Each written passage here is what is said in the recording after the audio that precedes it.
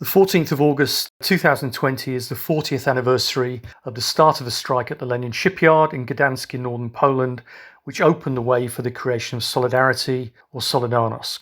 The individual stories and the battles include moments of high drama. So, for example, when Lech Wałęsa scaled the shipyard wall at the start of the strike and tapped the director on the shoulder and said, "Remember me," was a wonderful, wonderful moment. These are brave and resilient people who made Solidarity. Wałęsa, by his own account, had been arrested 100 times between 1976 and the strike. But the general lessons are even more important. The struggle of Solidarność or Solidarity is one of the most important events in the whole of working class history, but it's little known on the British left.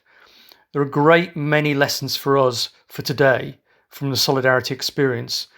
This was a fight by an entire working class. Solidarność had 10 million members against the Polish Stalinist state, which called itself socialist. If socialism is working class power, Solidarności's struggle is proof that Poland was not socialist. It was a struggle for democracy and for Polish freedom.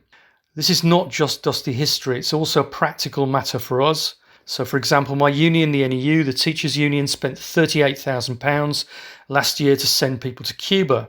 Now, Cuba's a state with essentially the same structure as Stalinist Poland.